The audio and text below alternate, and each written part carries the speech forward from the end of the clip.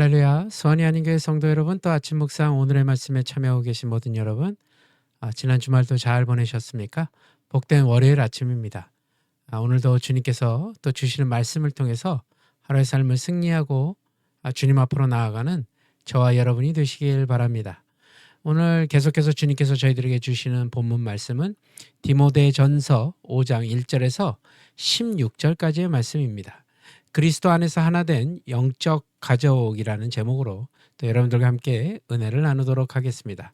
먼저 오늘 본문인 디모데전서 5장 1절에서 16절까지 말씀 우리 함께 봉독한 후에 계속해서 말씀 이어가도록 하겠습니다. 디모데전서 5장 1절에서 16절 말씀. 늙은이를 꾸짖지 말고 권하되 아버지에게 하듯하며 젊은이에게는 형제에게 하듯하고 늙은 여자에게는 어머니에게 하듯하며 젊은 여자에게는 온전히 깨끗함으로 자매에게 하듯하라. 참과부인 과부를 존대하라. 만일 어떤 과부에게 자녀나 손자들이 있거든 그들로 먼저 자기 집에서 효를 행하여 부모에게 보답하기를 배우게 하라. 이것이 하나님 앞에 받으실 만한 것이니라. 참과부로서 외로운 자는 하나님께 소망을 두어 주야로 항상 간구와 기도를 하거니와 향락을 좋아하는 자는 살았으나 죽었느니라. 내가 또한 이것을 명하여 그들로 책망받을 것이 없게 하라. 누구든지 자기 친족 특히 자기 가족을 돌보지 아니하면 믿음을 배반한 자여 불신자보다 더 악한 자니라. 과부로 명부에 올릴 자는 나이가 60이 덜 되지 아니하고 한 남편의 아내였던 자로서 선한 행실의 증거가 있어 혹은 자녀를 양육하며 혹은 나그네를 대접하며 혹은 성도들의 발을 씻으며 혹은 환난당한 자들을 구제하며 혹은 모든 선한 일을 행한 자라야 할 것이요.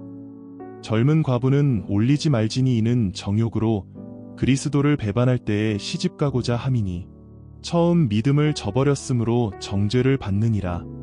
또 그들은 게으름을 익혀 집집으로 돌아다니고 게으를 뿐 아니라 쓸데없는 말을 하며 일을 만들며 마땅히 아니할 말을 하나니 그러므로 젊은이는 시집가서 아이를 낳고 집을 다스리고 대적에게 비방할 기회를 조금도 주지 말기를 원하노라. 이미 사탄에게 돌아간 자들도 있도다. 만일 믿는 여자에게 과부 친척이 있거든 자기가 도와주고 교회가 짐 지지 않게 하라. 이는 참과부를 도와주게 하려 함이라. 아멘. 여러분, 교회는 다양한 세대와 서로 다른 형편의 사람들이 모여있는 공동체입니다. 이런 다양한 관계 속에서 성도는 서로 사랑하라는 주님의 명령에 순종해야 할 것입니다.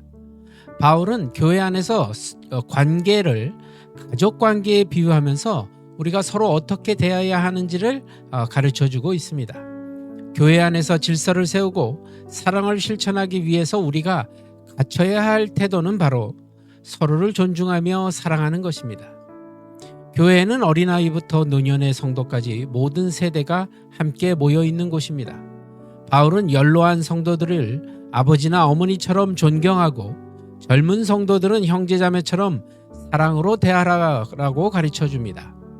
젊은 성도들은 연로한 성도들의 경험과 지혜를 존중하고 의견을 경청하는 태도를 가져야 합니다. 또 젊은 성도들은 서로를 형제자매로 여기며 이성 간에는 순전한 관계를 유지해야 합니다. 그렇게 할 때 서로에게 긍정적인 영향을 미치고 교회 공동체는 더욱 단단하게 연합할 수 있습니다. 교회는 하나님 아버지를 중심으로 한 영적 가족입니다. 예수님이 흘리신 피로 맺어진 이 관계는 혈연 관계를 뛰어넘어서 그리스도 안에서 연합하여 친밀함과 따뜻함을 나눌 수 있는 관계입니다. 하지만 우리가 가정에서도 갈등을 겪듯이 교회 안에서도 불편한 관계나 갈등이 생길 수 있습니다. 서로 다른 성향이나 의견 차이 혹은 또 오해 때문에 관계가 어려워질 수 있습니다. 어떤 사람은 갈등이 생겼을 때 교회를 옮기는 것이 최선의 방법이라고 생각하기도 합니다. 하지만 떠나는 것은 결코 해결책이 될 수 없습니다. 갈등 속에서도 서로의 약점을 품고 사랑하려고 노력할 때 우리의 인격이 다듬어져서 진정한 사랑의 그 사람으로 빚어지게 되는 것입니다. 우리는 이런 과정을 통해 진정한 가족 관계로 발전해 가야 할 것입니다. 하나님은 이렇게 하나된 교회를 사용하셔서 그리스도의 복음을 전하는 역사를 이루실 것입니다. 또한 교회는 약자들을 돌보는 힘에 힘써야 될 것입니다.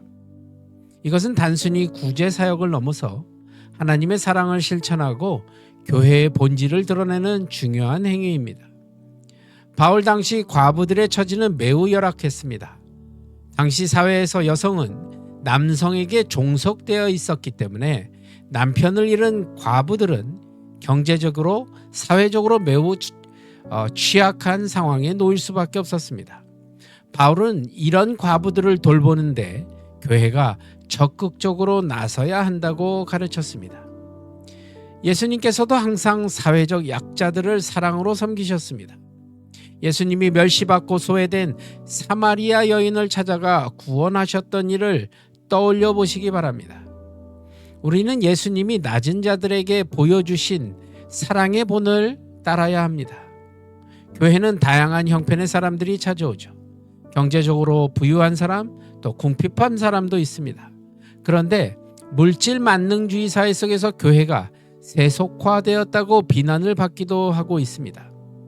교회가 부유한 사람만 환영하고 가난한 사람들은 배척하지 않느냐라면서 이렇게 교회를 비판하는 사람들이 있습니다. 만약 우리의 생각과 태도가 이런 오해를 불러일으켰다면 우리가 먼저 주님 앞에 회개해야 할 것입니다. 교회는 가난한 자들을 환영하고 그들의 필요를 채우며 섬김과 나눔을 통해 예수님의 사랑을 실천해야 합니다.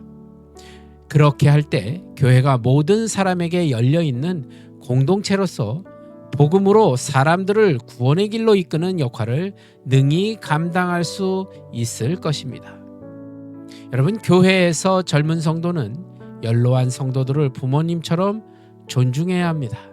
또한 서로를 형제자매처럼 순수한 마음으로 대해야 할 것입니다. 또한 과부처럼 사회적인 약자를 또 그런 이웃들을 돌보는 일에 힘써야 합니다. 이렇게 할 때 우리 교회는 진정한 하나님의 가족 공동체로 연합될 것이고 세상에 하나님의 사랑을 선명하게 비춰줄 것이라고 확신합니다. 오늘도 그리스도 안에서 하나된 영적인 가족을 꿈꾸며 나아가는 저와 여러분이 되시길 우리 주 예수 그리스도의 이름으로 간절히 축원합니다. 기도하시겠습니다. 주님 감사합니다. 오늘도 주신 말씀을 통해 우리가 하나됨을 더욱더 강조하며 주 안에서 우리가 서로 형제 자매가 된 것처럼 우리가 오늘 삶 가운데서도 우리 모두에게 사랑을 전해줄 수 있는 귀하고 복된 삶을 살 수 있도록 주님 인도하여 주시옵소서. 모든 것 주님께 감사드리오며 나사렛 예수 그리스도를 받들어 간절히 기도드리옵나이다. 아멘. 예, 여러분 오늘도 주님 안에서 승리하시고 저는 또 내일 이 시간 같은 시간에 여러분들 말씀으로 찾아뵙도록 하겠습니다. 여러분 오늘도 주 안에서 평안하십시오. 샬롬.